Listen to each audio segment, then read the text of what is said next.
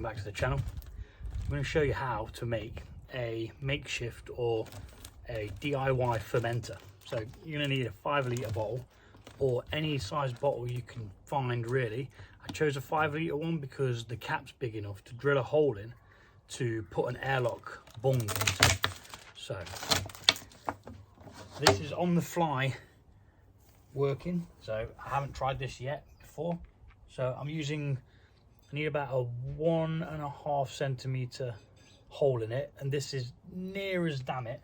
So we're gonna punch in this hole here and try not to maim myself whilst doing it.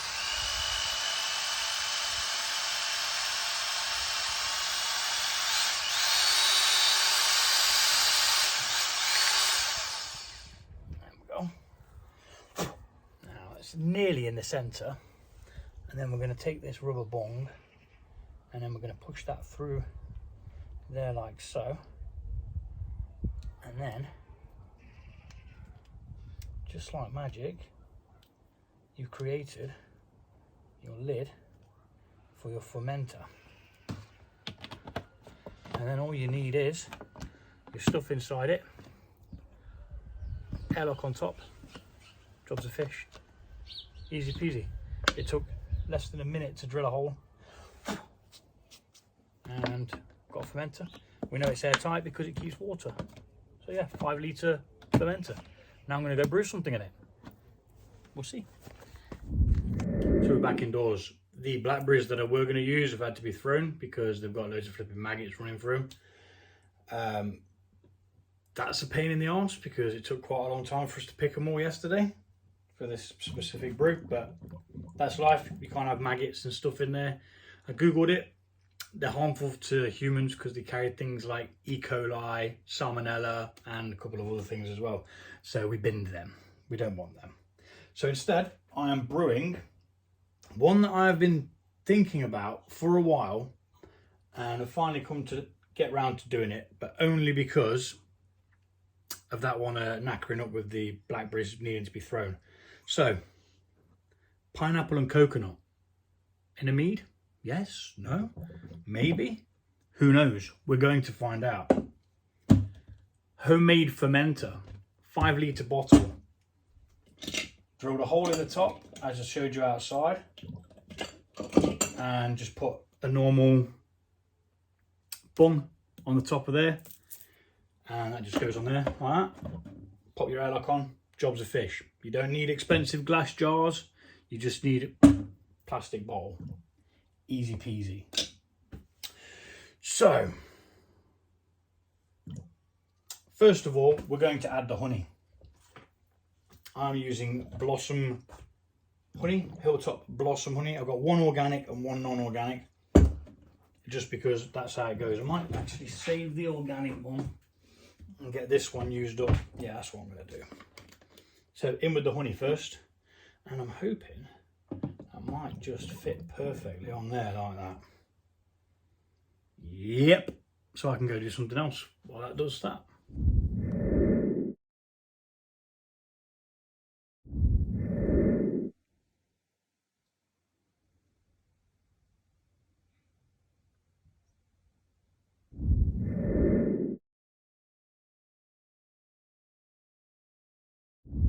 So we've got some honey in there now with a bit of hot water to rinse that out with.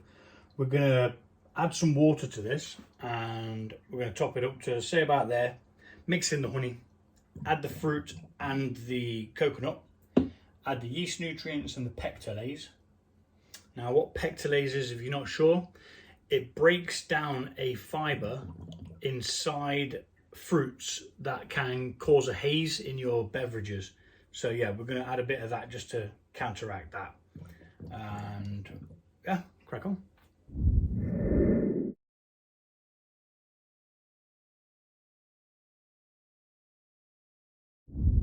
So now we're going to add some fruit and some coconut. It's a bit of a peculiar idea for a mead. Yes, I am aware of that. Do I care? No, I do not. Am I into trying new things? Yes, I am. Has some of my random concoctions been absolutely gorgeous? Yes, they have. So, yeah. No. So just dropping this in. This is just 1 tin of pineapple in pineapple juice. It was 260 drained. So the rest of it is up to 435 of juice, whatever the difference between that is. And we're just putting these pieces in. I kind of put this in like a mesh bag, which is sterilized, but I don't know why I put it in there. The fruit wasn't really the problem. It was going to be the coconut that I wanted to kind of keep together. So I don't know why I put the pineapple in there. And now I'm going to struggle to pour the juice into this because I can't find my funnel anywhere. I've looked again and again and again and I can't find it, which is slightly annoying because I have 2 of them. Yeah, such is life. I'm not going to get hung up on it. It is what it is. So the reason why I'm putting the coconut into this, it's actually a hops bag, or a muslin sock sometimes called, is to stop it from getting clogged in the auto siphon when we come to rack it. And I've actually got some dried pineapple, yummy, to add to this. This could go wrong. No, not bad at all. Got some dried pineapple to add to this for secondary. Bring back the sweetness. Sweetener. Well, that went better than expected. Although we are going to have a bit of juice left over. Alright, so go away fly, you are not invited.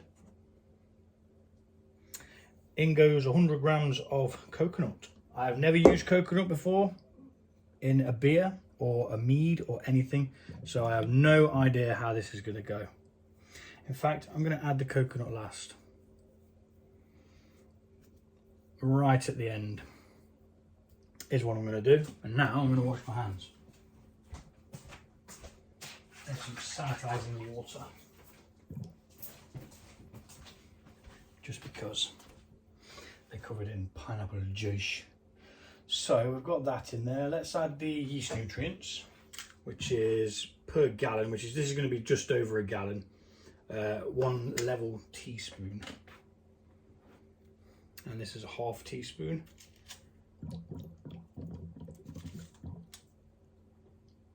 In it goes. Keeping the yeast happy.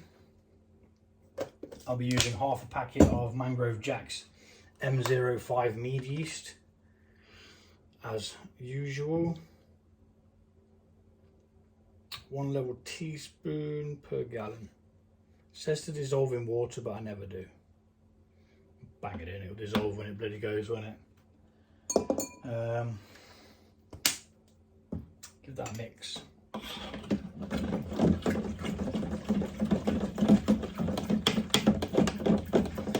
not sure that we can get a temperature reading at the moment.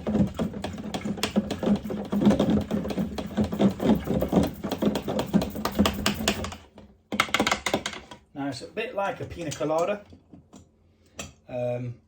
cocktail, so to speak, but obviously we're not using rum, we're using honey to ferment, to kind of make a wine. Next step is, can we get a reading now? Yeah, we can. See what the temperature is.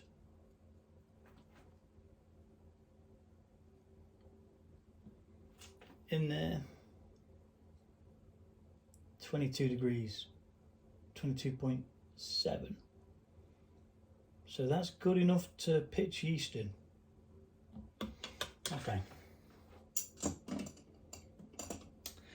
Let us add some more water and check the temperature again. We don't want it too cold, but we don't want it too hot. Normally I do it too hot and then I end up having to put it in the sink. Sorry if you can hear a bubbling sound over there by the phone there. It's my mango IPA bubbling away there. There is a video on the PooTube channel if you want to check it out. If you don't. If beer's not your thing, don't you worry about it. I've only been brewing mead for about a year and a half now, I think. Is it a year and a half? Yeah, around about a year and a half. And I just love it. I can't stop. Even started brewing ciders. Just can't stop. There's got to be something bubbling away. So we're trying to get some oxygen in there now as well, which is really important. What was on that side now? Come on. 22.1. So yeah, still good enough. I'm gonna do some mixing. Wake up. So, we've added them. Now for the coconut. Don't think the coconut, actually no, not now for the coconut. Hydrometer test first. See, hydrometer. There's got a bit of gunk in the bottom of that. So I'm going to go clean this again. Okay. I'm happy now. So push past the pineapple and let's get us a sample of what potential alcohol we could have here. We'll get the hydrometer going.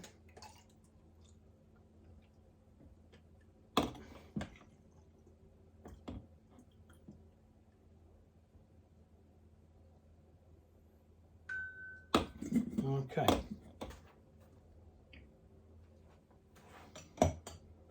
Not an amazingly high start. Gravity.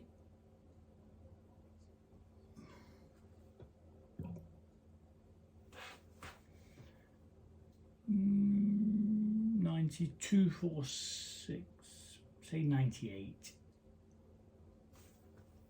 Yeah, 1.098 start gravity. Okay.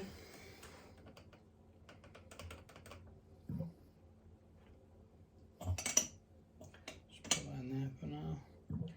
That can go back in there. Now we don't want to overfill this. I know it's tempting to put it all the way up there to get loads of beverage, but once these bubbles start rising, once the fermentation starts, there's a potential for this here to start being rafted and lifted up and pushed up through the airlock, which is why we always give ourselves a bit of a gap there. So now what I'm going to do is I'm just going to thin this out, and as weird as it sounds, I'm going to poke it through the hole. Oh no, this is not a good idea. I did not think this through. Oh wait, there we go. Some may even get out because it's desiccated coconut. You probably should use like coconut chips or something, or flakes, you know. Oh, that's that. That can go on the bottom there. Just give it a good soak in. Yeah, just like that. It's going to rise to the top anyway, isn't it? Of course it is. For now anyway. Right, so now we're going to pitch the yeast. Double check again.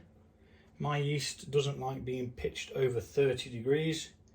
So that's a 22.1. Yeah, I'm happy with that. Perfect start. And there you go, first brew in the homemade fermenter, which took literally less than 30 seconds to drill a hole into it. Pitch the yeast now, add the airlock and the lid, and it's the same as brewing in one of these demijohns, but these can cost you a couple of quid. See, that's crystal clear, that is. That's the raspberry melomelt. That needs bottling. So I've got half a pack of Mangrove Jack's yeast here, so I'm going to pitch that into there, and then we're going to give it a good old mix in. The yeast is going to form a colony, going to multiply, making a colony, and get to work on those sugars.